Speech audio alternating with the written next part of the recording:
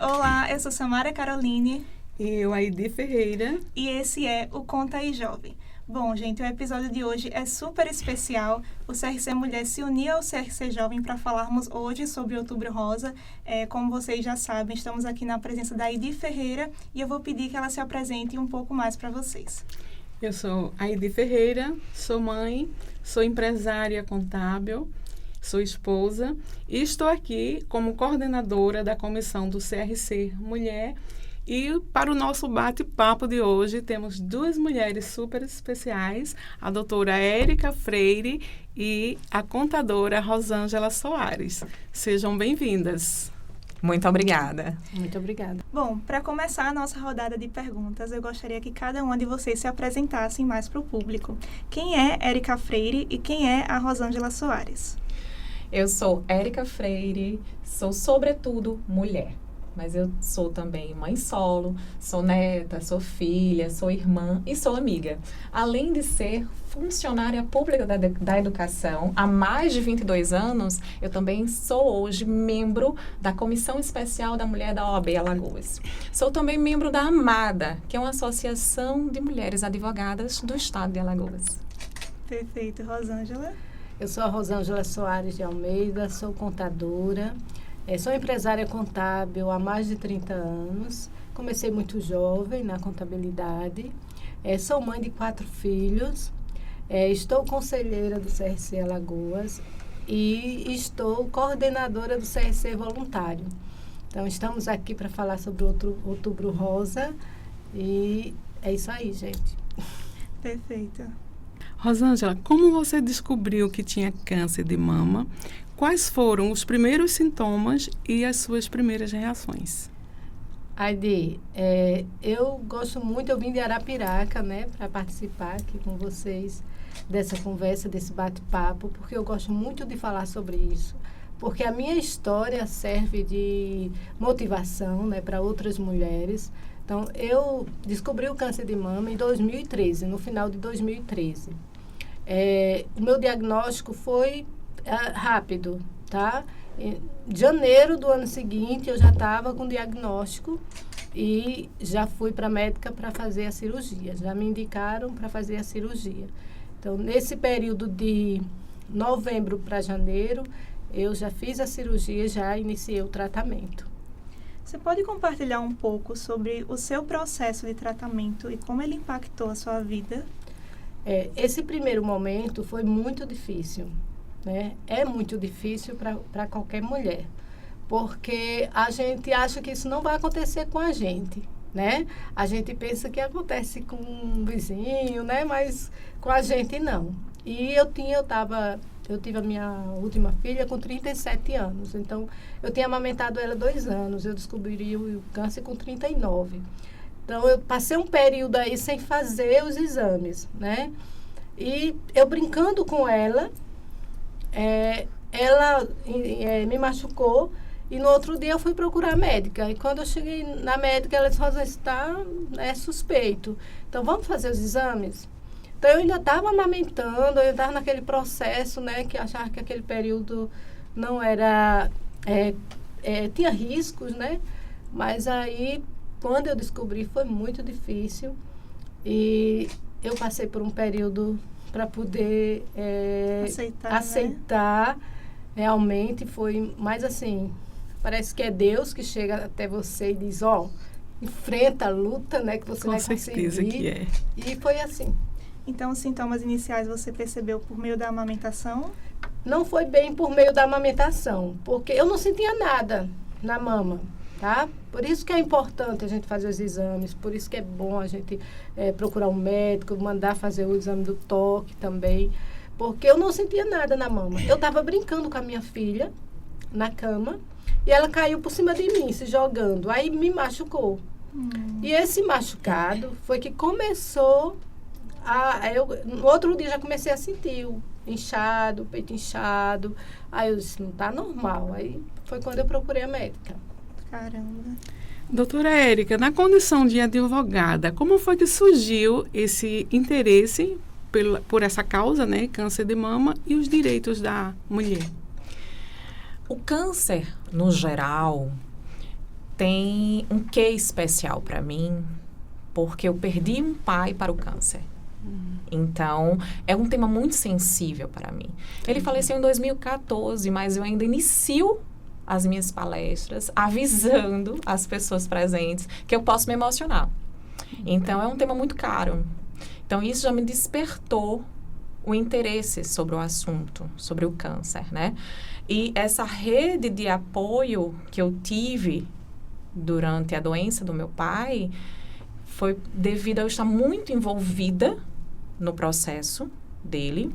Então, essa rede de apoio conseguiu me sustentar e me orientar acerca dos direitos.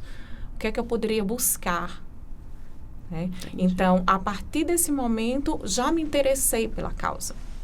Os direitos das mulheres, primeiro porque eu sou mulher, né? Isso é importante. Primeiro que eu sou mulher. E outra, vieram mulheres antes de mim para eu poder ter os direitos que eu exerço hoje, né? O direito de eu sair da rua desacompanhado, o direito de eu votar, de eu poder usar uma saia, né, curta, roupas curtas, de eu escolher qual curso eu quero fazer na faculdade, por exemplo. Então, foram mulheres que lutaram por isso.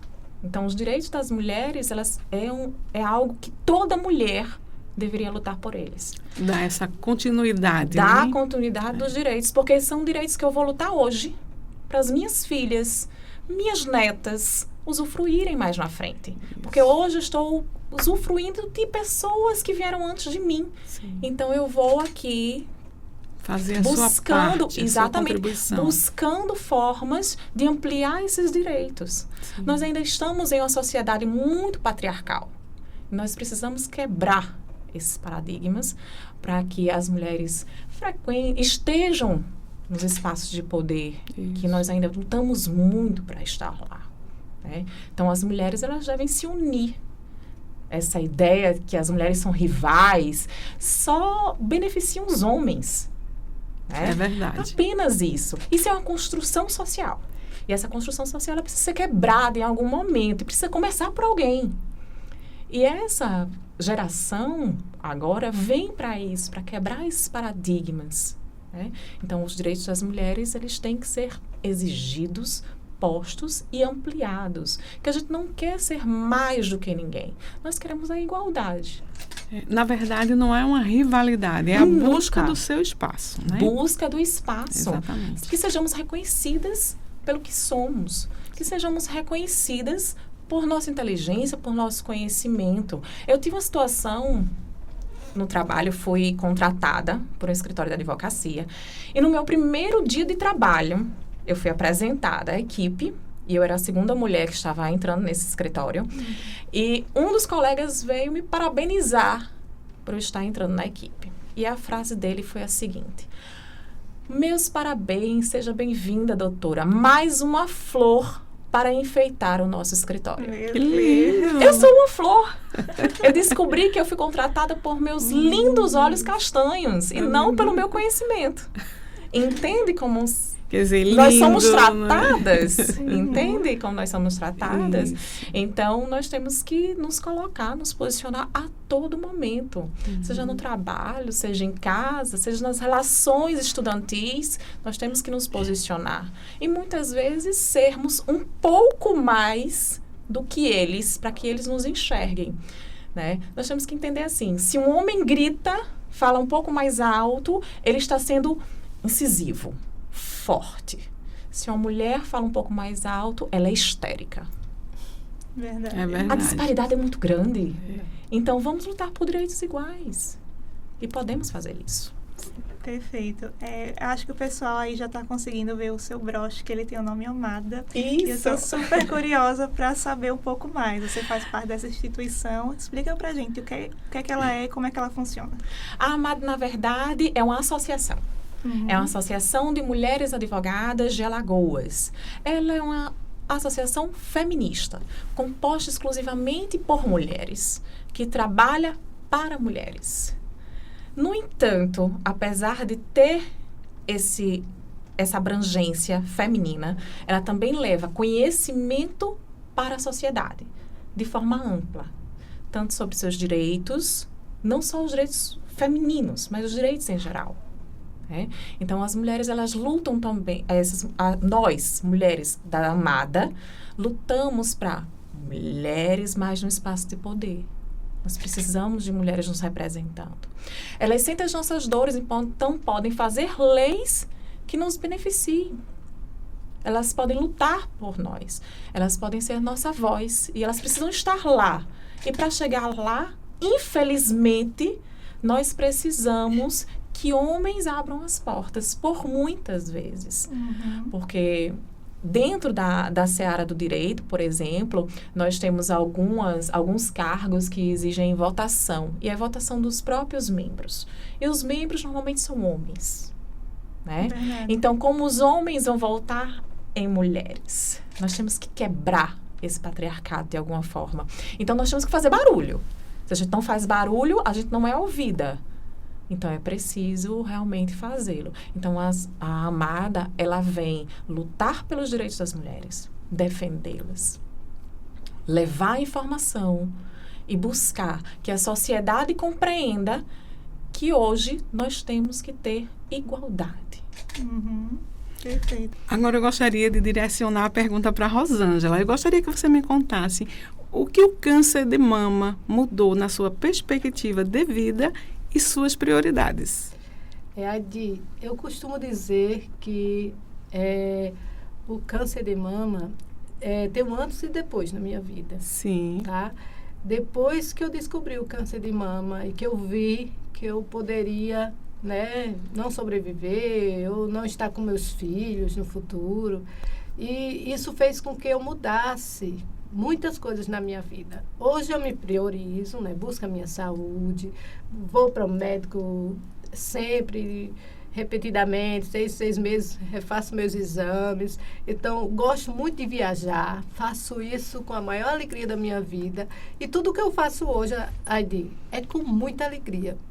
Tá? Tudo que eu participo do CRC voluntário, como você sabe. Sim. Participo de muitas ações sociais. Isso me faz muito bem, porque eu faço com muito amor. Tá? Passa a ver a vida com outra perspectiva. Olhar, né? Exatamente. Hoje eu tento ser feliz todos os dias. Muito bem. Tinha alguma coisa que, assim, você não fazia antes de passar pelo diagnóstico, mas depois que passou pelo diagnóstico, você começou a pensar que, talvez eu possa mudar essa área da minha vida?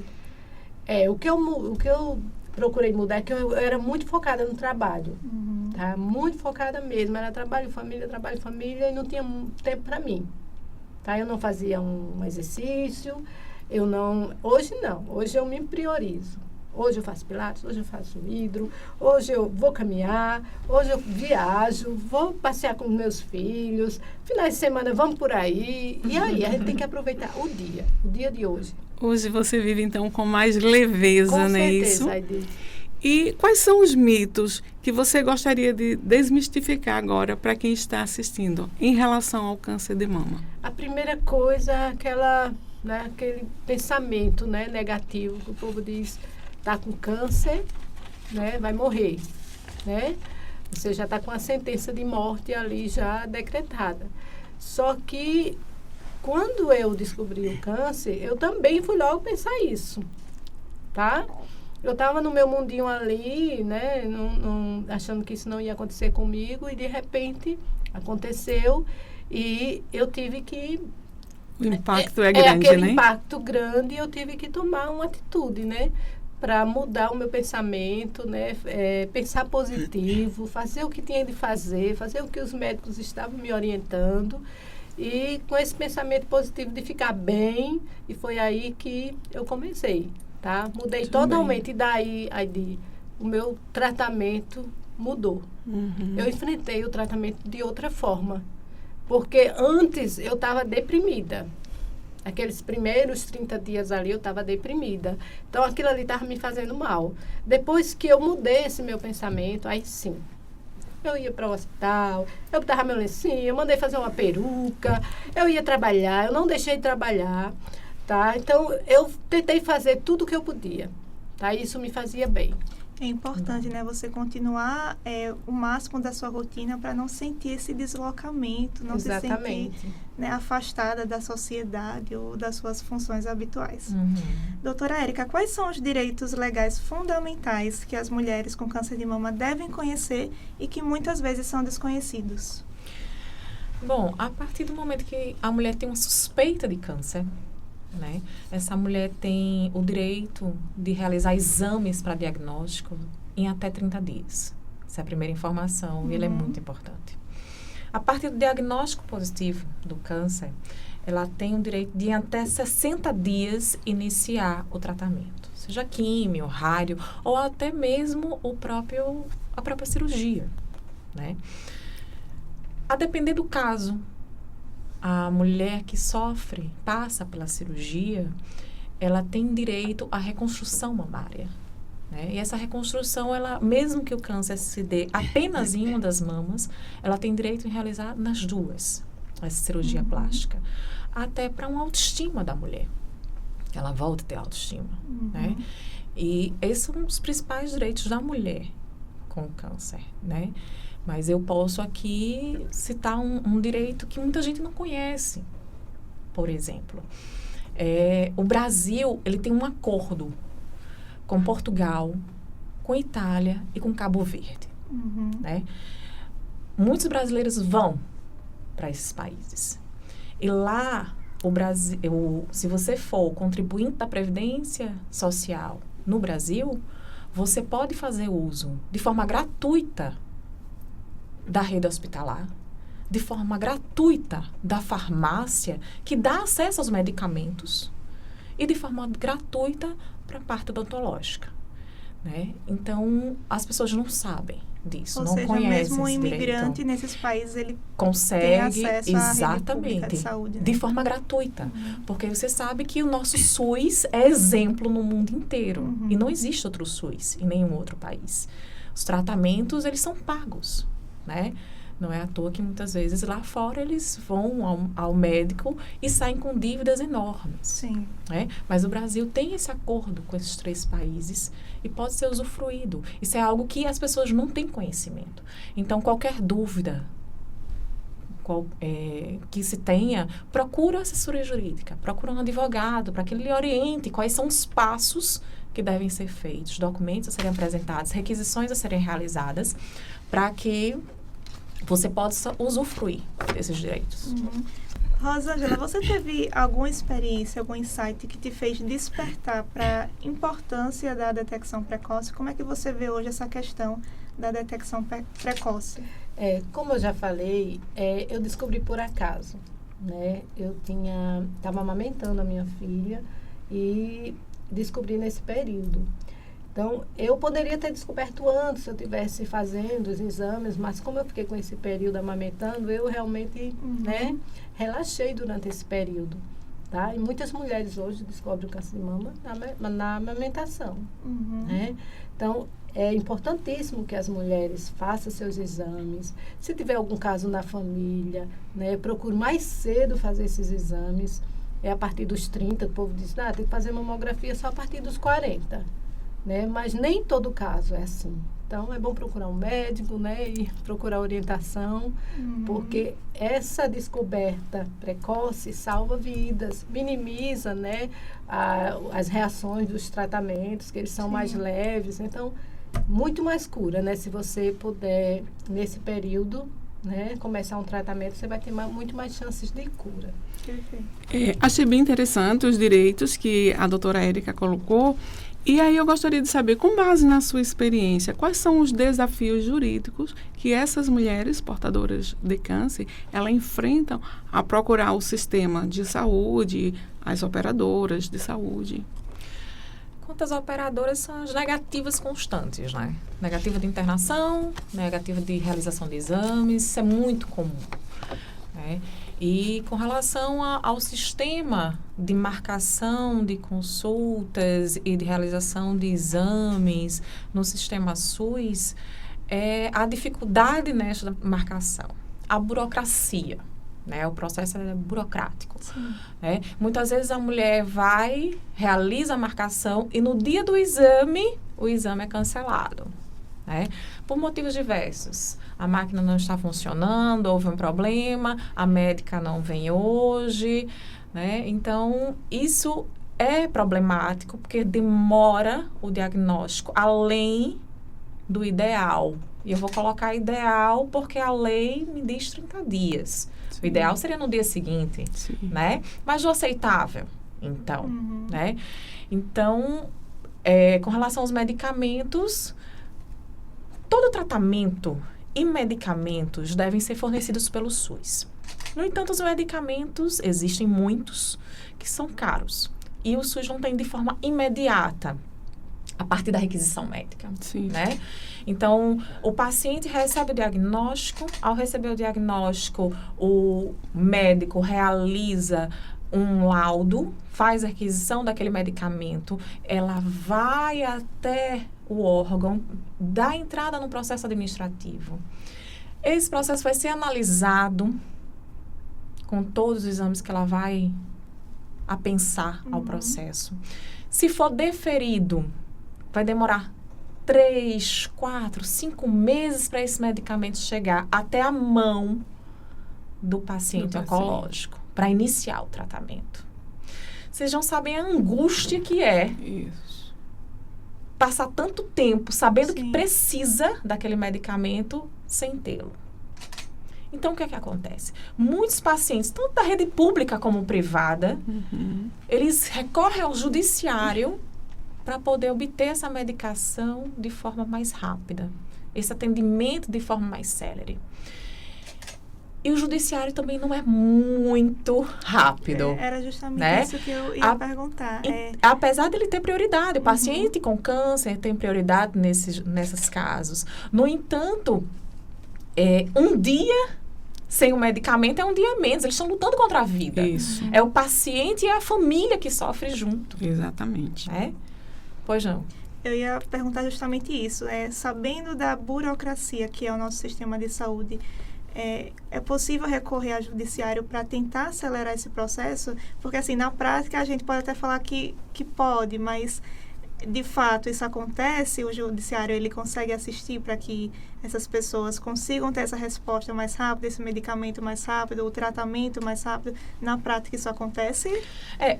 O judiciário, ele atende ao paciente oncológico, mas ele tem muitos processos. A demanda é muito grande de várias naturezas e muitos urgentes. Então, o processo ele demora um pouco, menos do que o administrativo. Você vai ter uma resposta mais imediata. Mas a partir do momento em que o judiciário te dá esse direito, que a empresa, no caso particular, ou o Estado, como o SUS, é acionado para cumprir aquela medida, muitas vezes ele não tem o medicamento de imediato. Porque o medicamento não é fabricado aqui, não é produzido aqui. Ele tem que vir para o Estado. Ainda tem mais esse agravante, né? Sim. Às vezes o Estado, ele consegue fazer um paciente que deixou de usar aquele medicamento, então ele pega aquele remédio, aquele medicamento que não vai ser mais utilizado, que vai vencer se não for utilizado e passa para outro paciente, né? Isso acontece com certa frequência, inclusive. Mas o judiciário, ele atende, sim, ele atende, mas em menos tempo do que o processo administrativo. Isso é fato. Por isso que o nosso judiciário hoje está repleto de processos. Sim, é verdade. Eu queria perguntar agora para a Rosângela. Você é uma empresária contábil, né? Como é que ficou o escritório quando você recebeu o diagnóstico do câncer de mama? Naqueles primeiros 30 dias, né, eu tive que me afastar, mas eu tenho uma equipe muito boa que com certeza me deu esse apoio durante esse período. E depois da cirurgia, após a liberação do médico, eu comecei a ir para o escritório. Tá? Eu ia de manhã, dentro das minhas possibilidades, se eu estivesse bem, eu ia, orientava o pessoal, e aquilo me fazia bem. Tá? Então, todo o meu tratamento, eu acompanhei a minha equipe de perto. Tá? Não me afastei do trabalho, não. Eu fiquei, né, indo todos os dias, da forma que eu podia, mas eu ia. Rosângela, e você já mencionou anteriormente que chegou um determinado momento que você passou a ter a vida com mais leveza. Sim. A minha pergunta, qual foi a maior motivação no período de tratamento? Aí de minha família, meus filhos, minhas filhas que eram pequenininhas. Minha filha a menor tinha 3 anos e a mais velha tinha 6 anos. Então, aquilo eu precisava cuidar delas, elas precisavam de mim. Então, meus filhos eram adolescentes nessa época. Então, isso foi a minha maior motivação. Perfeito. Doutora Érica, o paciente oncológico, ele tem algum benefício para se locomover para realizar o tratamento? O auxílio-doença, ele pode ser solicitado a partir do momento que o paciente oncológico, ele recebe um atestado de mais de 15 dias. Se o atestado é maior do que 15 dias, ele já pode dar entrada no INSS para requerer o auxílio-doença. Porque o empregador, ele só irá arcar com os 15 primeiros dias. A partir do 16º, já é com o INSS. Mas é importante salientar que ele precisa passar pela perícia médica. Sim. Né? O auxílio-doença, ele é dado para quem está com incapacidade provisória, certo? Se essa doença avançar e partir para incapacidade permanente, ele vai ser aposentado por invalidez. Entendi. Né? São coisas diferentes que é preciso esclarecer. Eu só gostaria de fazer um adendo a essa pergunta que a Rosângela aqui comentou, fez um comentário. Eu queria esclarecer que hoje a mulher, ela pode fazer o exame a qualquer tempo, não só a partir dos 40 anos de idade.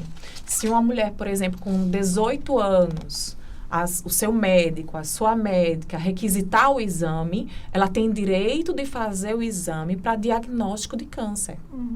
Ela tem esse direito. Então, é importante que as pessoas saibam e não fiquem ainda na ideia antiga, que só a partir dos 40. Então, a qualquer tempo, realize o exame, porque quanto mais cedo você faz, mais chances. Exatamente. Né? Melhor recuperação, mais chance de se recuperar, ficar curada, né? Porque câncer tem cura. Isso é importante dizer.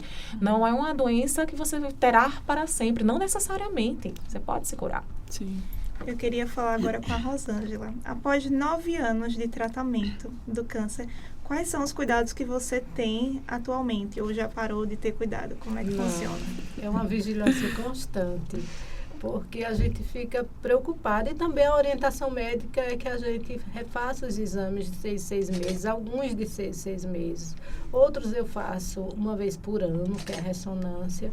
Então, sempre eu estou acompanhando, estou nesse ciclo, né, de acompanhamento do câncer. E vou continuar, porque eu não quero ter surpresa. Se tiver, né, que seja mais precoce para a gente cuidar. É um cuidado constante, então, né? E já adquiriu experiência, né? Então, tem que realmente se cuidar. Eu fiquei curiosa agora a respeito de uma coisa. Quando você começou a falar desses direitos aí do paciente do câncer, muita coisa para mim foi uma novidade, essa questão mesmo do acompanhante ter acesso a 30 passagens. Isso para mim, assim, eu não imaginava. Eu queria saber se a Rosângela já conhecia esses direitos, se você usufruiu, né, de algum deles. Não sabia, não né? Conhecia, eu tive há 9 anos, né?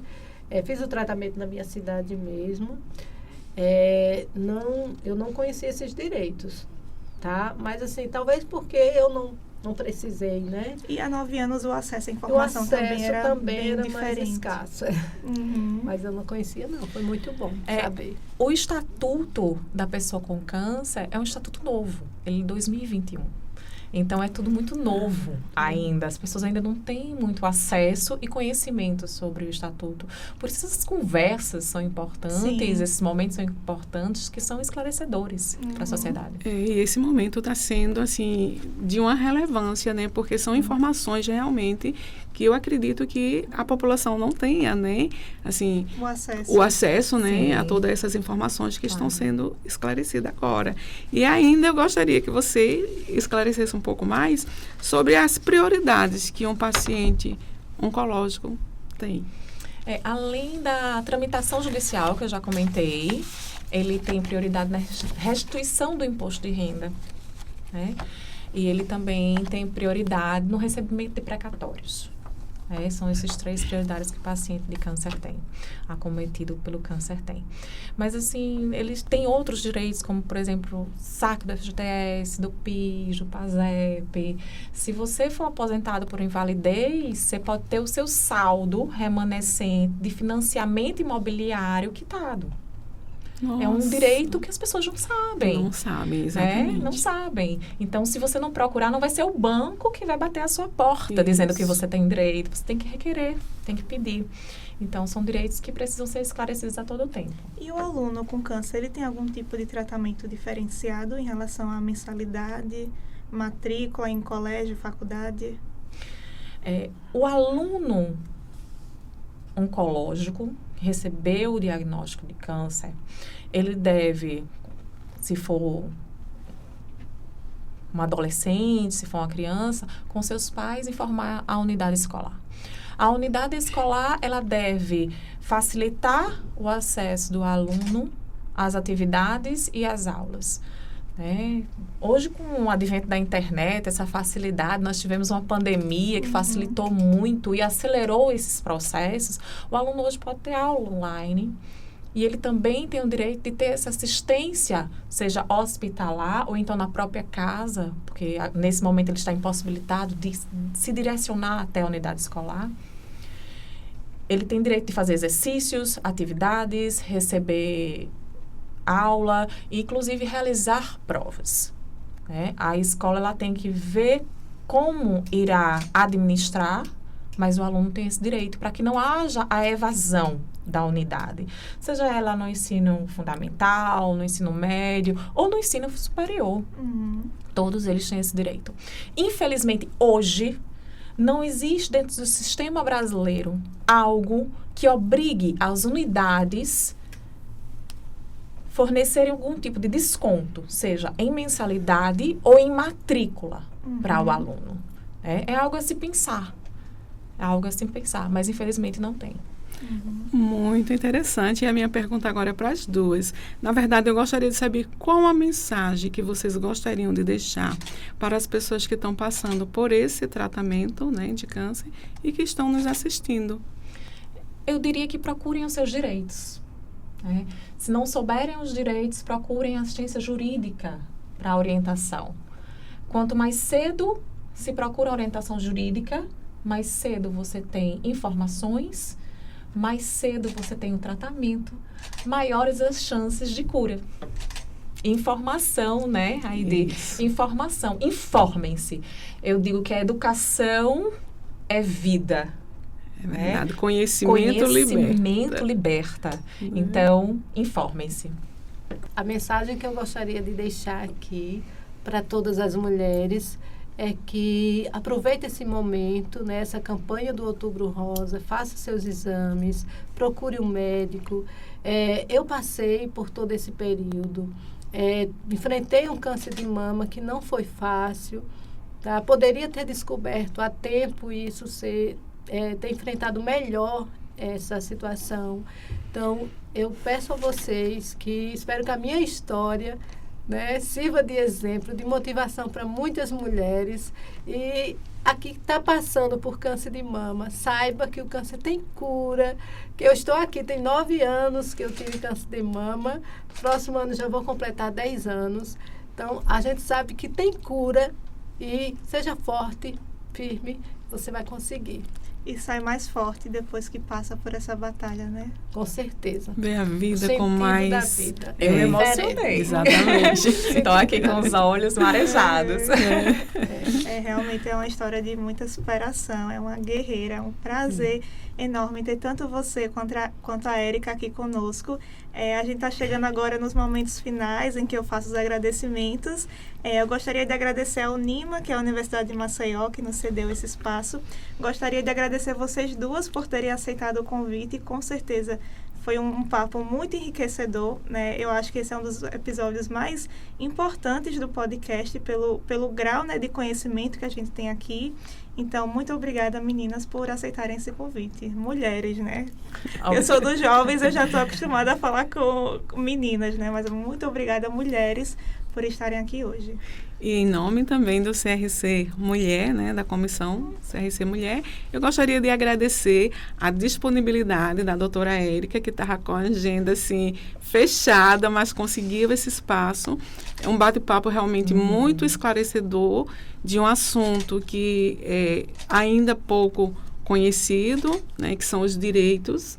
Então, assim, agradecer também a Rosângela, que se deslocou de Arapiraca para cá, para estar aqui conosco, passando toda a sua experiência e dizer para você, mulher, que se cuide, porque quanto mais rápido você descobrir, mais chance você tem de viver.